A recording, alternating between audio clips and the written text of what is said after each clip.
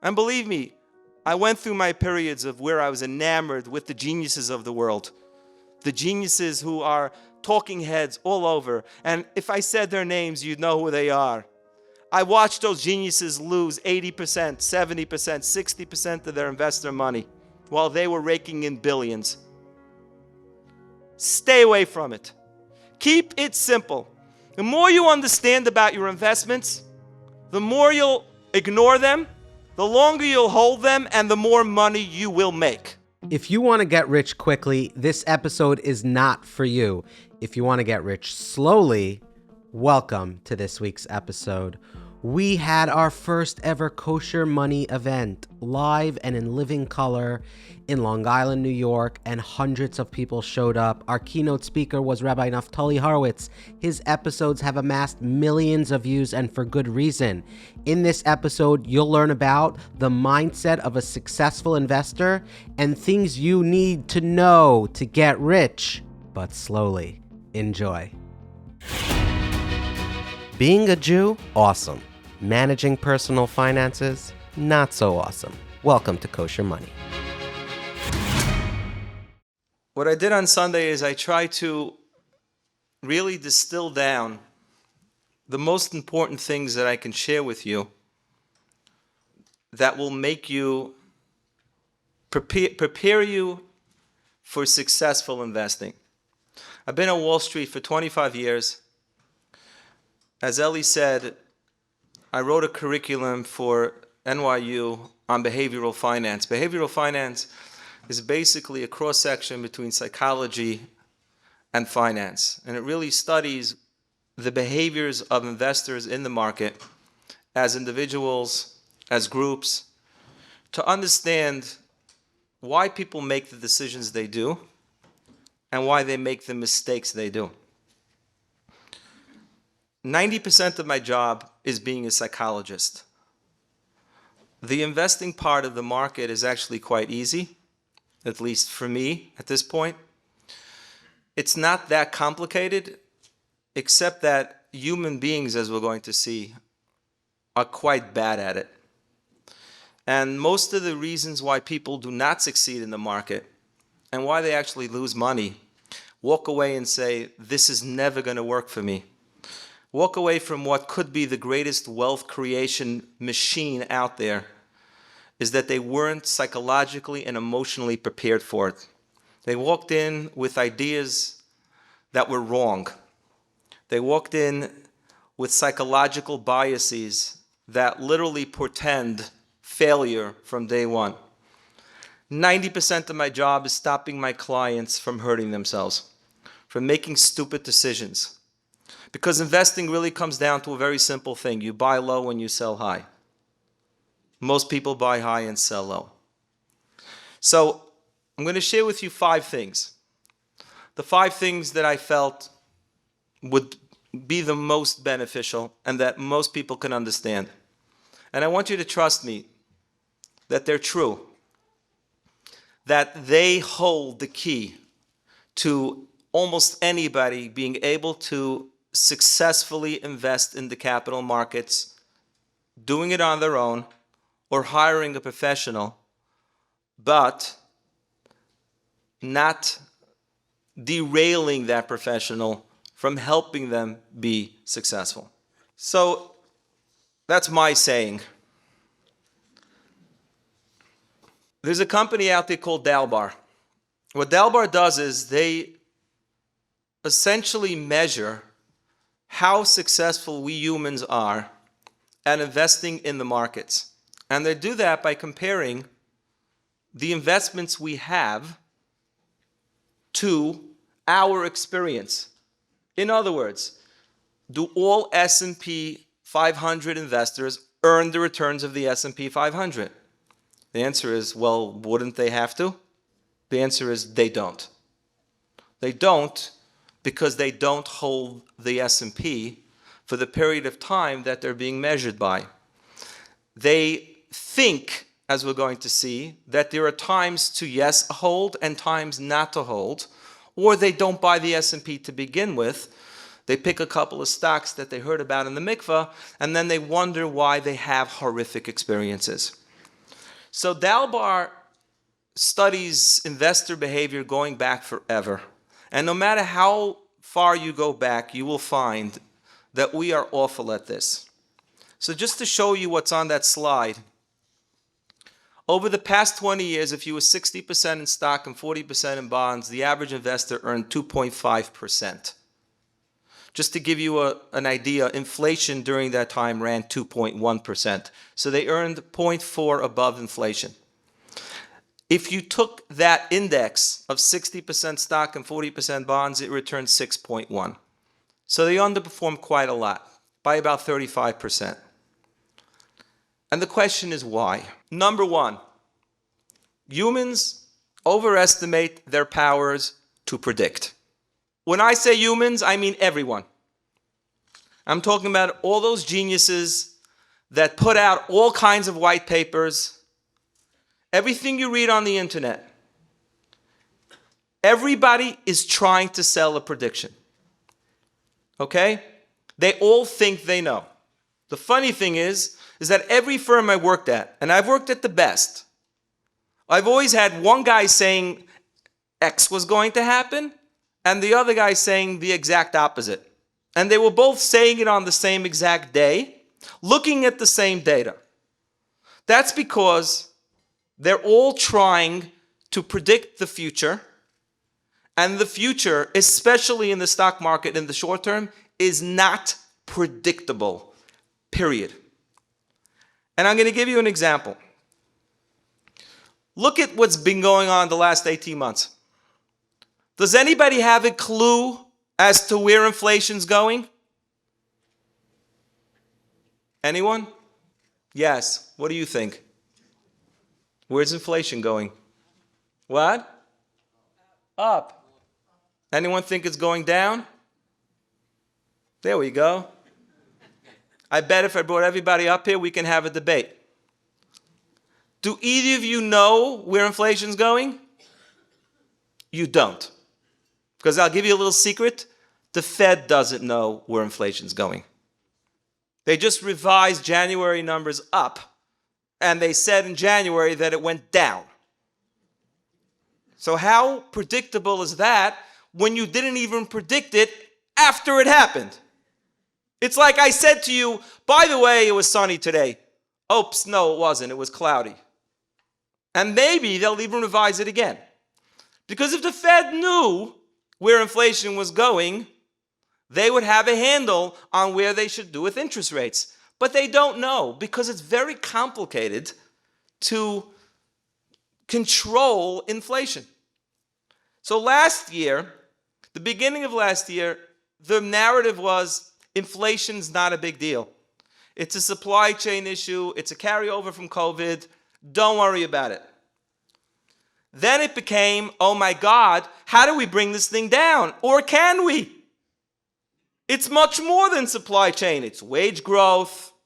It's very, very sticky. We have issues throughout the system. Will it ever come down? Last year, highly unlikely there will be a recession. Then it became a soft landing. Then it's a hard landing.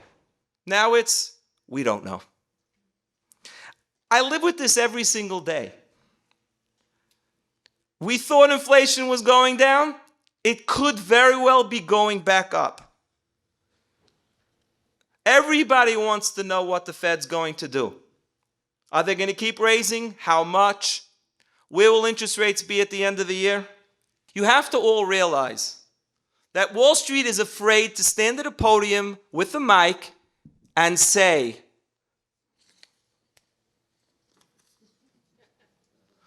we don't have a clue. Even Willy Wonka doesn't know. I love Willy Wonka. I bet there's people in the room saying, who's Willy Wonka?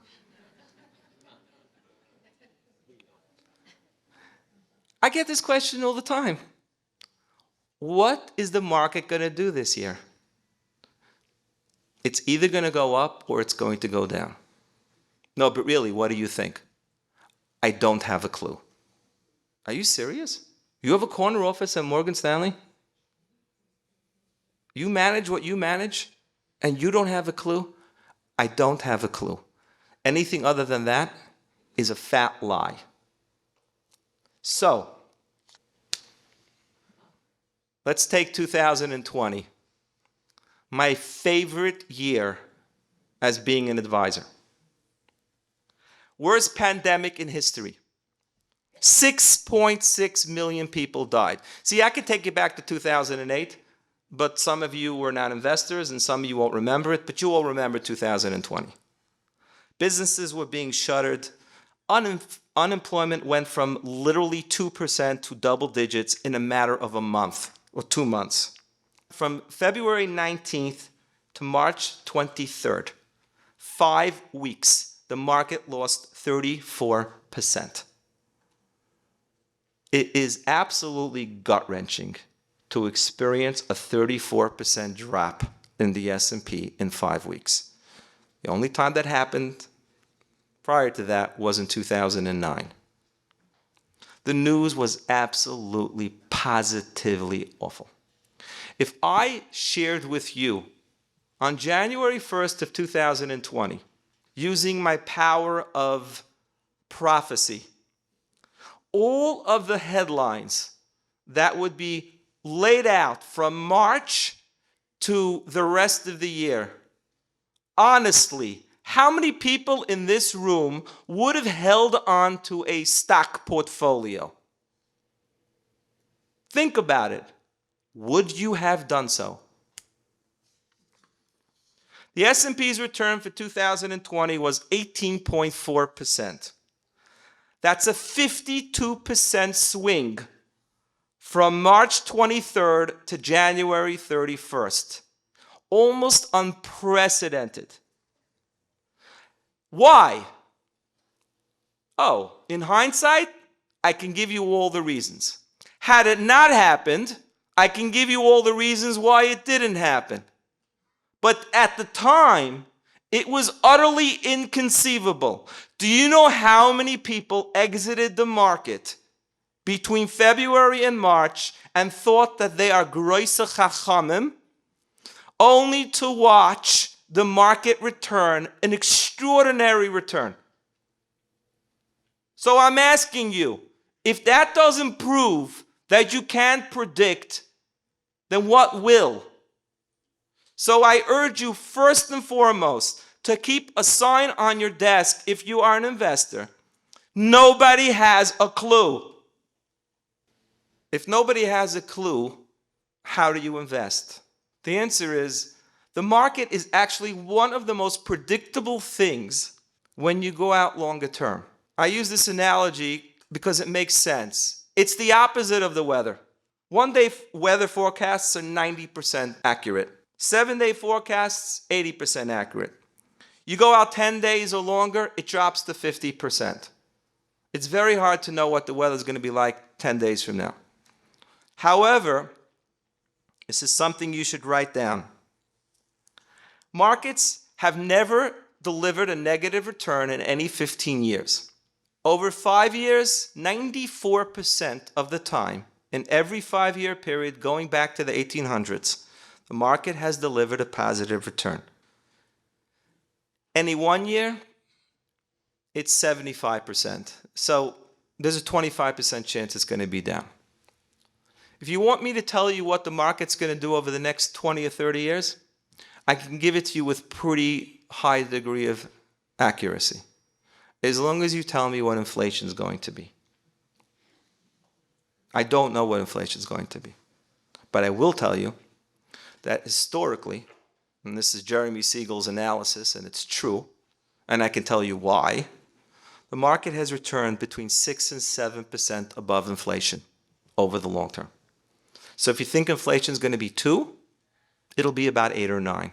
If you think it's going to be 4, as it was historically, it'll be 10 or 11. It has to mathematically work out that way. It's pure, simple mathematics and logic. We don't have time for me to explain it to you, but I think we did a podcast, one of these Living Smarter Jewish segments, and I break down the market into 3 components, and component number 1 is inflation.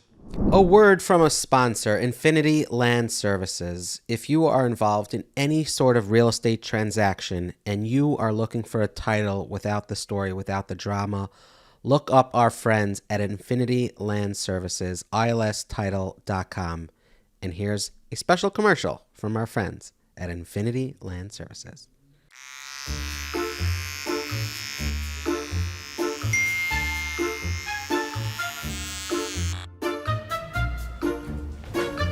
So, funny story. It's a long story.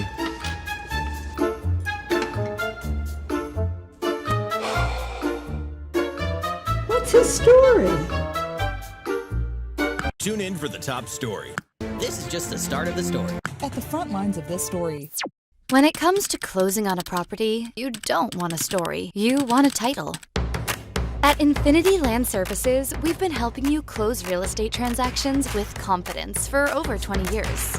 No drama, no excuses, no stories. So, everything you're reading online is trying to give you a short-term prediction on the market, and investing in the market is not a short-term game. You're putting money away for the long term. And every time you have that urge to sell or not buy because now's not the right time, remember that you don't have a clue. Which leads us to the second point. It feels so logical and right to time the market. It's awful out there. Why should I invest? Why shouldn't I sell? Everybody knows it's going to be bad this year. Why can't I just time the market? The fact is, and this is where that Dal bar comes from, the reason why people underperform the market is that they don't stick with it. So you have to know that I've dealt with many, many people over my years who were geniuses, CEOs of public companies, mathematicians, really smart doctors and lawyers, and they're really, really good at their profession. Some of them were psychologists, are psychologists, and they all have this logical confidence that they will know when to buy and when to sell. The reality is, it's impossible to know when to buy and when to sell. Because, as we said, predictions don't work. But really what you have to understand is, if I told you with absolute certainty that on August 1st of 2023 the recession will begin, and you sold all your stocks on July 31st, and you did so at the right moment, I can almost guarantee you that you will buy back into the market when it is at a higher point than when you sold it on July 31st. Because if you're right in the short term and the market dips, you're going to feel vindicated. You're going to convince yourself that you have some magic power. And what's going to happen is the market's going to recover a little bit, and you're going to say, oh, no, I'm not buying now. It's going to get much worse still. And then it won't. And then it will cross your threshold of where you sold, and then you won't buy back in because you're going to feel like an utter idiot, because you're going to say, I know what's going to happen. I'm going to buy back in now, and then it's going to go down, and then I'm going to kick myself. And you're going to watch the market go up and up and up, watching from the sidelines. I have seen millions of dollars doing this until these people come into my office. They're hanging their heads and they go, take it. I can't deal with it anymore. And they all capitulated because they all thought that they're smarter. I want you to understand one thing about the market. The market does not reflect today's news today. It reflected it a month or two ago, which means that news will continue to get much worse, and the market will already have started its recovery. In 2008, the worst part of the recession happened while the market was rallying. I remember walking into shul in 2009, and somebody comes over to me and says, "I pity you, given what you do for a living." I go, "Oh, no, don't pity me. I'm done. You're next." And sure enough, unemployment shot up. There was horrible earnings, and the market was rallying. And people said, "Is this market insane?" No, the market's not insane. The market's forward-looking. The market sold off last year anticipating this is going to happen. Now it's anticipating the recovery. So when you're reading the news and you have a stomachache and you feel all lousy and depressed, and you say, "I'm not going to pull the trigger on buying anything right now," guess what? It doesn't matter what the news says. The market already knew this news 3 months ago, and it's looking at the time past this. Markets tend to go up during recessions because they have already priced in the recession way before it happened. Gene Fama is a famous economist, and I think this is one of the best lines I've ever heard. Money is like a bar of soap. The more you handle it, the less you're going to have. Statistically, this is a statistic.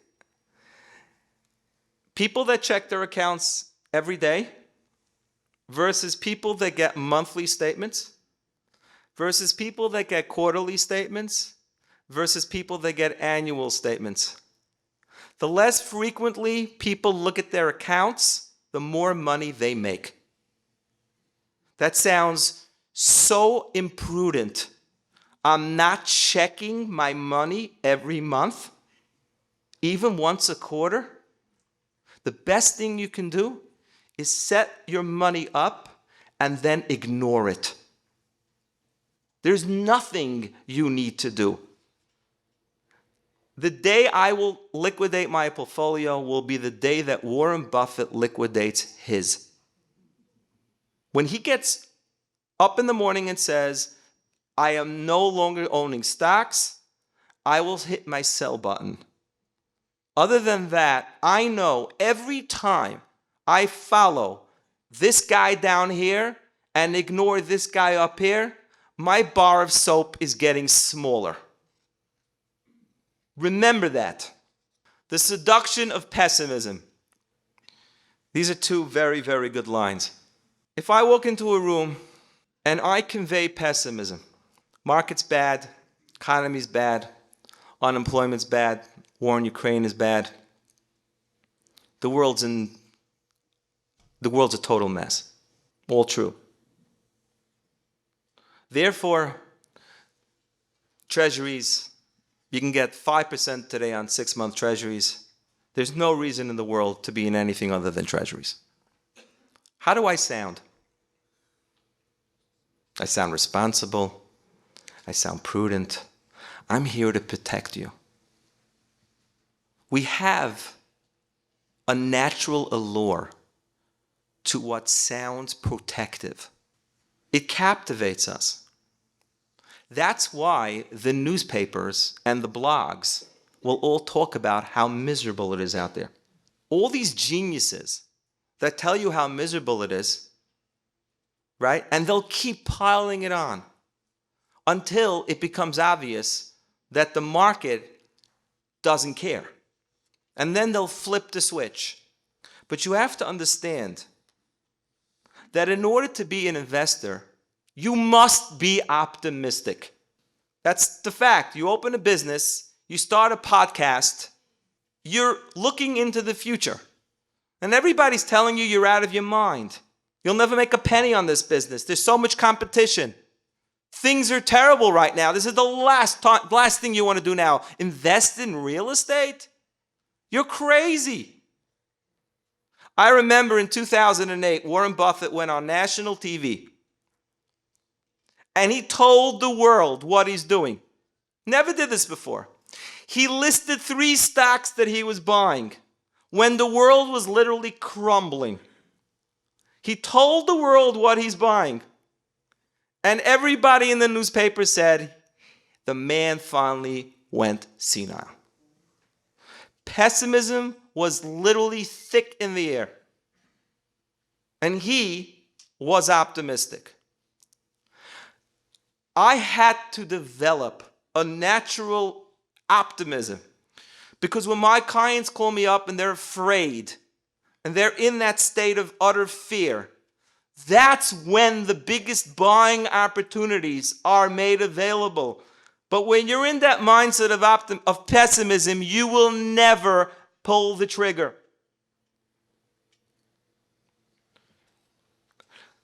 Think about it. You want to buy low. Why is it low? It's not going to be low when the sun is out, the birds are chirping, interest rates are down, inflation is nowhere to be found, and companies are hitting their earnings out of the park. That's when the market's overpriced. That's when you're paying 3 times what you should for the market.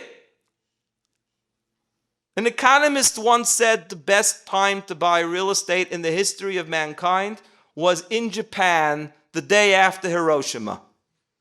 You probably could have bought the whole country for $50. Think about it. You have to know that pessimism is your enemy. Capitalism will survive. And as I always tell my clients, if it doesn't, your money is utterly worthless. So pulling all your money out of the stock market because everything's going down the drain is an act of futility because your money is only going to be worth. You can throw it into your fireplace and burn it. If Apple, Google, Microsoft, JP Morgan, and everything else is not going to recover, your money has no value. Humans are greedy, and that will be the driver of the market. Because if you do the math, Treasury 5%, good deal? Someone said sure? For sure. Well, let me give you the reality. On that 5%, you're going to pay ordinary income tax. For me, it's about 40%. That takes my 5% down to 3. Inflation today is running what? 6? That's CPI. You know what Jewish inflation is running? I mean, really, do we experience this? Truthfully, nobody experiences the CPI numbers. Real inflation is always higher. But our inflation? So right now, on an after-tax basis, I'm only losing 3% of purchasing power owning treasuries. That's a good deal. That means if I hold on to that for 10 years, I've lost 1/3 of my money. Because money is worthless. It's only the purchasing power of money that matters. So, by the way, I'm not the first person that made this calculation. All the investors out there are sitting there and thinking, this is not good. They're also thinking that I know that inflation, because I went to some event in the 5 towns, and that inflation is ultimately going to drive markets higher. And 6% inflation is ultimately going to be a good thing for the stock market. So what happens is that at some point, the pendulum swings from fear to greed. This is an astonishing number. Compliments of my buddies at Apollo. There is $2 trillion of cash sitting today waiting to go back into the market. That's why in January, as soon as there was a whiff of good news, the market was up 7% before you could sneeze. That is going to happen because humans are greedy and they will not settle for treasury yields. They're not stupid. We like to make money. You have to remember that. And you will never know when it's going to happen. But you want to be in it right before. That's just the money that's sitting today in checking accounts. By the way, if any of you have more than 3 months spending in your checking account, shame on you. It is the biggest ripoff ever. It's insane. They're giving you nothing when you can buy a risk-free treasury between, if you bought a 3-month treasury, you'd get 4.5%. And the banks are ripping you off. And the bank's going to tell you, oh, we'll give you 2% or 3%. Let me tell you another thing. On treasuries, you don't pay state tax. On the money you earn in the bank, you do. If you live in New York City, that's going to be about 13% different. If you live here, about 9 or 10% different. Nonetheless, there's trillions of dollars sitting in checking accounts. It's an insane amount of dry powder waiting to go back into a market because people need to make above inflation returns. Shmuel Shaiwitz back with us. Real estate has been something, we're going to do an entire episode on it, but people want to get involved in real estate and they don't want to do it in a way that it's a get-rich-quick scheme. They want to do it right. They have questions as it relates to it. I know I do. I know this is something you and I plan to sit down just for my own sake, and I want to, ask you a million questions. But if I want to get involved in real estate, what do I need to know? What should I be aware of? I don't want to make the mistakes so many other people make. What do you tell the people, the many people that reach out and have that real estate itch? So definitely real estate is one of those assets that so many people are either trying to maximize, capitalize, and get involved in. And when it comes to real estate, I tell people that homeownership is the American dream. So everybody knows it's a way to bring real value and higher net worth to the individual. So we're definitely grateful and appreciative to be a part of that. But I tell people it's not as overwhelming as you think, but it's also not as easy, but you need to keep a few key things in mind. Misconception number one is that people think they buy real estate, they have real estate, and it appreciates. And if you look over the last 10, 15 years, anybody who's owned real estate, they got in there at $400,000, $500,000, $600,000, and now that house is now worth $750,000, $1 million plus. So it's true. Real estate is most likely somebody's greatest asset. You have somebody who's a regular employee, they get a paycheck 9 to 5, and yet their house has gone up hundreds of thousands of dollars. So everybody is dying to get into real estate. At the same time, I tell people that even though it's their greatest asset, it's also their biggest liability. And the thing that you need to do is you need to make sure that you're structuring that liability to maximize your short-term and long-term financial objectives. Would you like to hear some more? Yeah, give me another one. Give me another big misconception out there in real estate. Great. So I would say that misconception number 2 would be that a lot of people, they buy the house, they buy the piece of real estate, and it's kind of set it and forget it. And we're coming off of an environment where so many people got rates 2s, 3s, amazing, historical, and you probably won't be touching that. You won't be looking at that. People don't even bother opening up their mortgage statement anymore because the rate is so low. They're so happy to give the bank the money.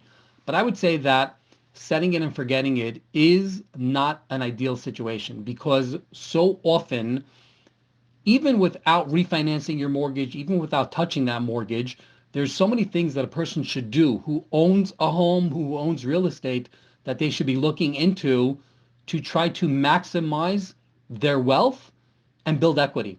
And that could just be as simple as having a conversation. I speak to so many of my past clients and I reach out to them proactively once a year where they want to have that conversation with me. Things have changed in their life, employment, income, assets, credit, and they want to have that strategy session to try to figure out, are they maximizing their finances? Are they doing what they should be doing?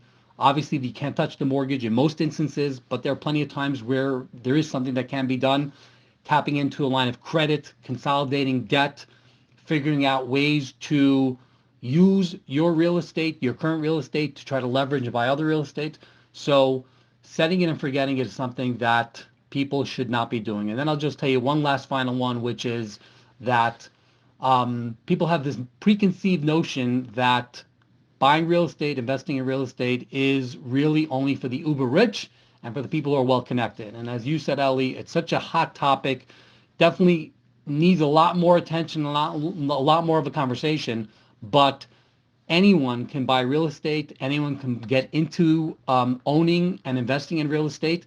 And it starts with doing some more research and listening to podcasts like yours, having conversations with people like me, and interacting with people who can help you take the steps and tap into your ability. Some people have the finances, they don't know what to do with it. Some people are great at sourcing deals and they know what's going on in the market. So regardless of your strength and your skill, there are things that you can do, and you need to align yourself with the people who can help take your ability and invest in real estate. And it's not as overwhelming or as frightening as one may think.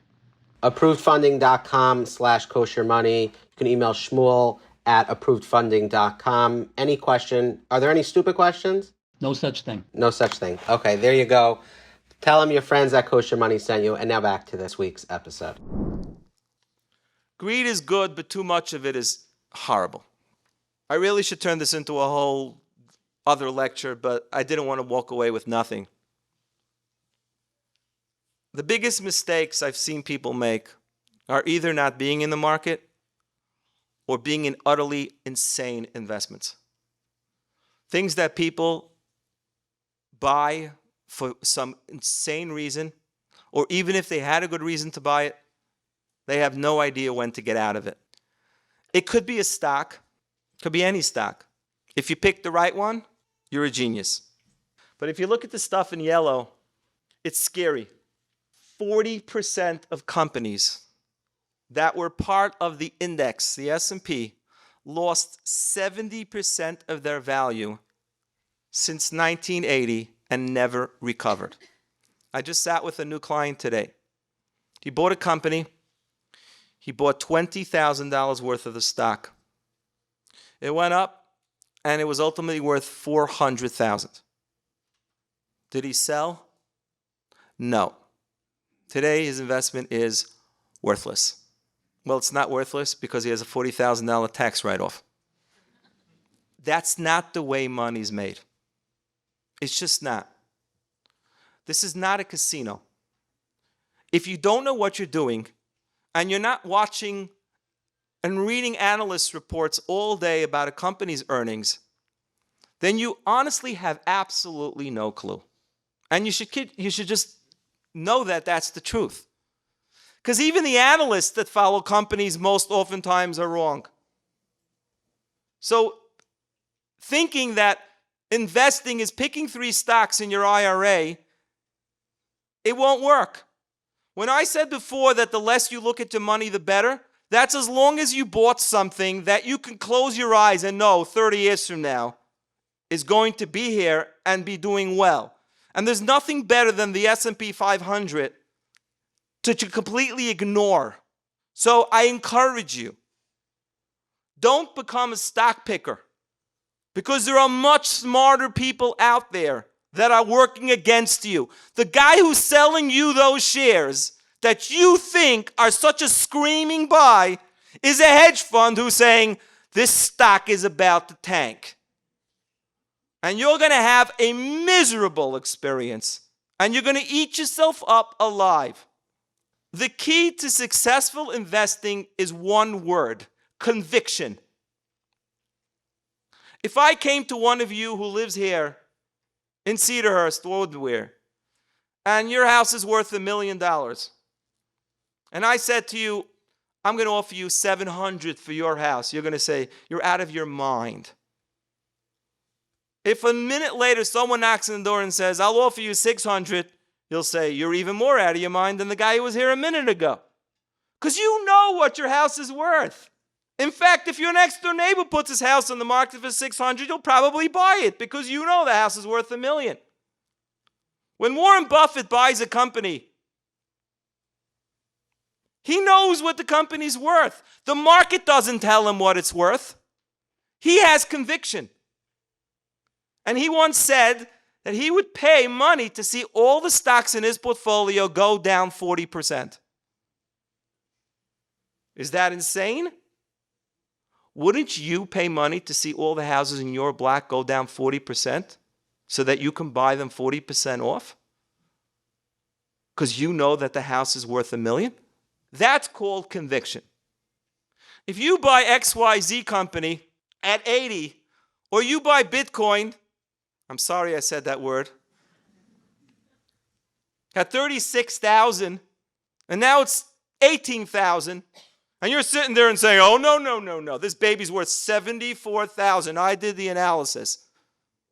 What analysis? You have no idea what it's worth. It's worth what somebody will pay for it. You don't have an intrinsic understanding of what this thing is worth. When you own a company, a single company, and the stock starts going down, it's going to test your conviction. And what conviction do you have?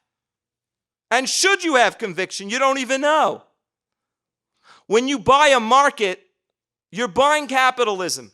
For capitalism, there's endless conviction. The United States will survive, or we have better things to worry about. Stay away from investments that you don't understand. My Rebbe Warren Buffett once said, if he doesn't understand the business model of a company on a napkin, he won't invest in the company.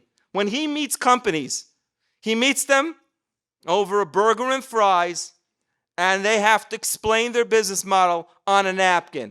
If it doesn't fit on a napkin, he won't invest in it.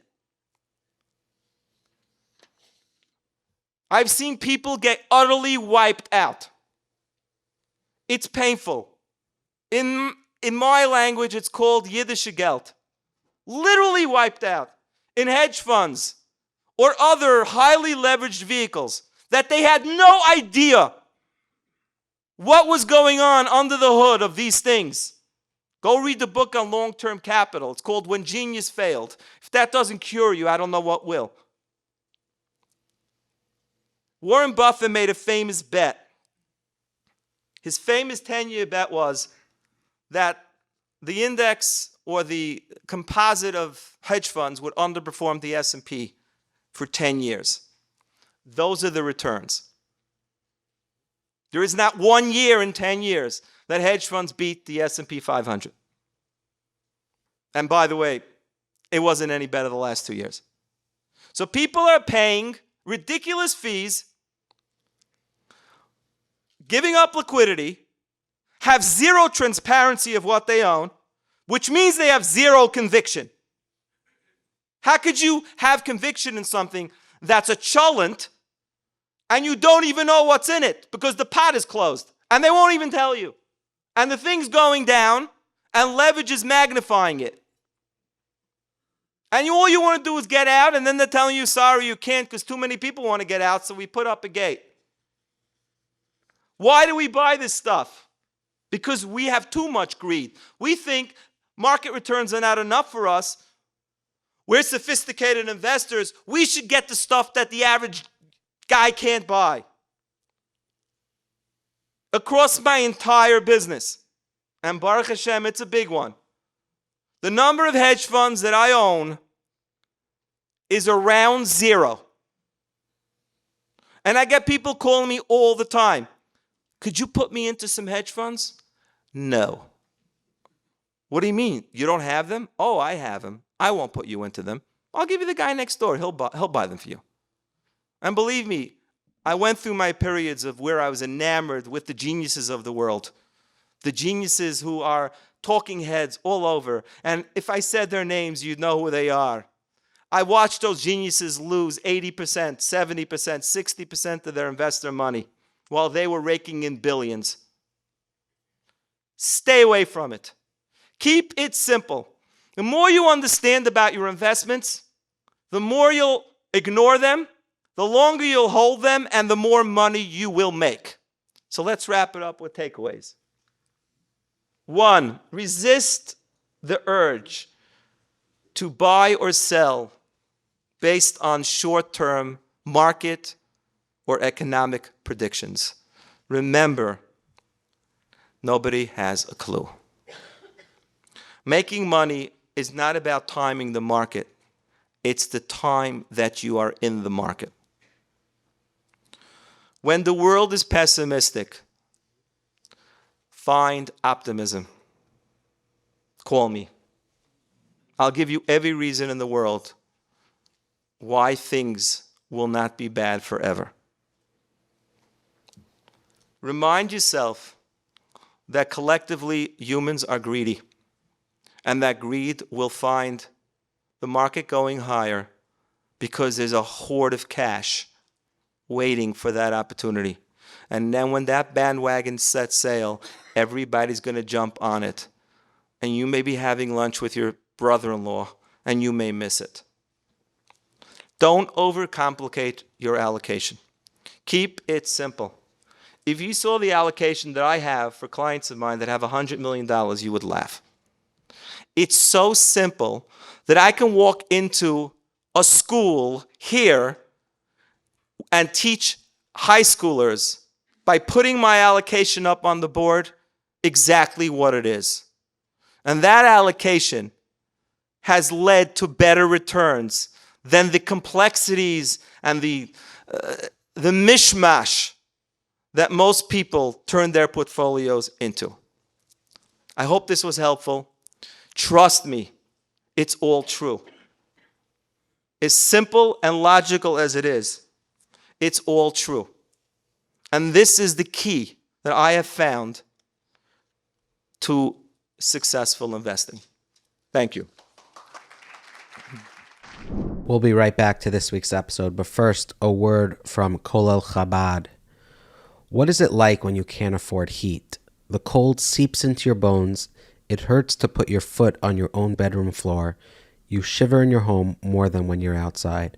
Most Americans don't realize that Israeli apartments are built of stone with concrete floors. Heaters and radiators are not included. It's especially freezing in cities like Yerushalayim and in the northern city of Tzfas. Fatherless families, forgotten Holocaust survivors, lonely seniors, the abandoned people who fall through society's cracks. These are Israel's poorest, and these are who Kolel Chabad helps. It's a Rameir Balanes charity in the Holy Land for over 200 years. Please help our friends in Eretz Yisrael, all across Israel. They need our help. Visit kolelchabad.org/koshermoney and please give from the bottom of your heart. Now back to this week's episode. Okay, we're going to just take a couple of questions. You can send in your questions for Naftali or our panelists, which we're going to do after this. You can email koshermoney@livinglachayim.com. koshermoney@livinglachayim.com. We're going to ask Naftali a few questions that the crowd has emailed and will email in. koshermoney@livinglachayim.com.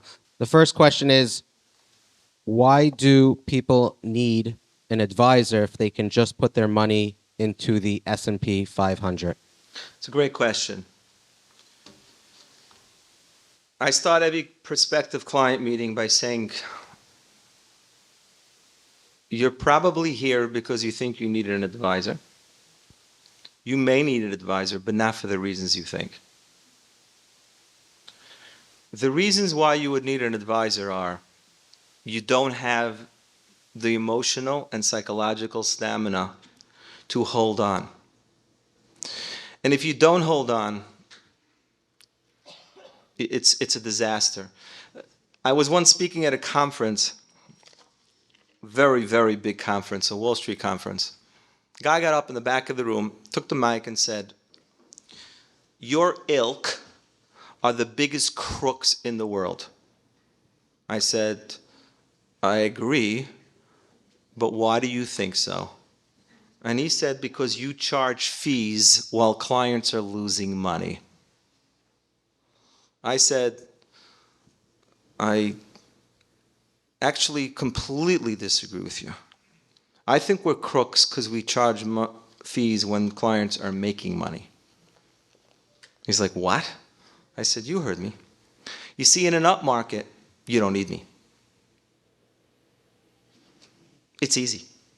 You bought anything in 2020, latter part of the year, and you held it through 2021, a monkey made money in the market. My 4-year-old throwing darts at the wall made money in the market. Why do you need me? You need me because last year and this year, it's really, really hard to hold on to that roller coaster. So the first and foremost thing, as I said before, is I'm a psychologist. It's worth it to hire somebody if you have enough money that irrationality and stupidity will derail you. If you are a completely logical, data-driven investor, by all means, you do not need anybody. The second reason why people hire investment advisors is for everything else. It's planning, it's taxes, it's wealth transfer strategies, philanthropy, and so on. Some will say asset allocation. Today you can go online, use one of these robots, and they'll allocate for you all on their own. If you can ignore it, you don't need to hire anybody. A few people asked, what is the asset allocation that you use for your clients? It's like asking a doctor, which prescription do you generally write? I'm kind of leaning towards Adderall lately. I used to be Prozac, but I don't know. The guy came in here from the pharmacy, and he was from the pharmaceutical company. He gave me a nice pen and a paperweight. There's no way that I can answer that question. There's no one size fits all.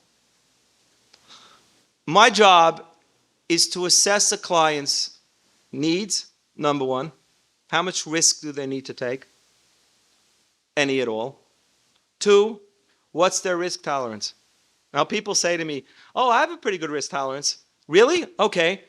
How much can you afford to lose before you go crazy? 20%. Really? Okay. Let's try that out. But let's start with 5% of your money. Just 5%. 2 weeks later, the market's down 3%, and they're crying, mommy. What happened to 20? I once had a prospective client come in. Her husband passed away. She sold her business for $300 million. I asked her a simple question. How much do you think it would take to lose before you call me up and say, get me out? And she said 10%. That's not so bad. So the next meeting, I made up mock account statements for her. First statement said, beginning balance $300 million. Ending balance, $297 million. And she went, oh. Now, all of you mathematicians in the room know the market only went down 1%. But when I got to 4%, she said, don't go any further. Because it's one thing to say 10%. It's another thing to see $30 million wiped away. You understand what goes through your head? I just lost more money than my father, grandfather, great-grandfather, great-great-great-great-great-great-grandfathers all earned cumulatively in their entire lifetime, and I lost it in 1 month. Get me out of here before it gets worse. So she found out that her risk tolerance was about 3%. So that's what predicates asset allocation. Now, when you start investing in the markets, it's like you're dating the markets. Those of you that are married, I hope you implicitly trust your spouse. I hope. But you didn't on the first date. And you even didn't when you walked down the chuppah. Because it takes time. You have to know and get used to the thing. I tell my clients that there's 2 things you have to get used to. The market and your advisor, if you have one. As you become more comfortable and you become more secure and you get used to markets and you live through a couple of cycles or 2, your risk tolerance goes up. So when somebody says to me, what's the right allocation for a 35-year-old? The answer is, how long you've been investing in the markets. What did you do in 2022? What did you do in 2008? I have to gauge this client's risk tolerance, and even then I know that I still don't know until I actually live with the client through cycles. Does that answer the question? Good with me. Good.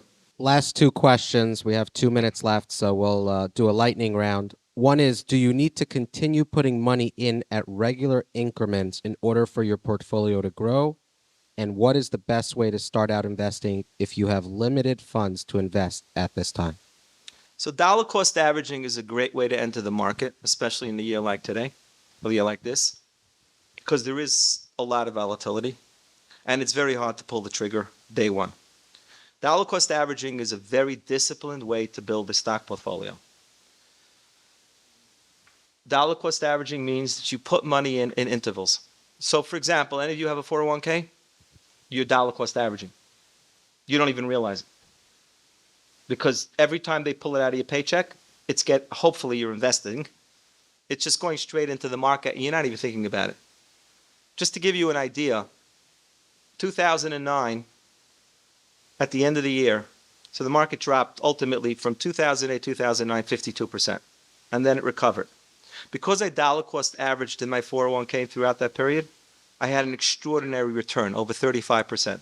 Because as the market was falling, I was buying, which I would have never done if I had to pull the buy trigger.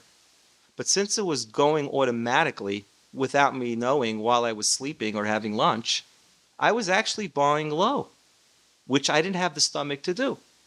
The best way to do it is to set up an account with any online brokerage that allows you to contribute regularly to a portfolio. Vanguard does this, Fidelity does this, I'm sure Schwab does this as well. And you basically can pull whatever it is out of when you know what day you're getting your paycheck, just have it come out, $100, $150, $200, it doesn't matter what it is. And that should be set up to go automatically into a diversified index and just leave it alone. And one day you'll wake up and you will be wealthy. I want to tell you a story. This is for real. I met a client today. He's the client of one of my junior partners. And his parents left him a substantial amount of money. And this is after them being extraordinary philanthropists. They're well known in New York City for their philanthropy.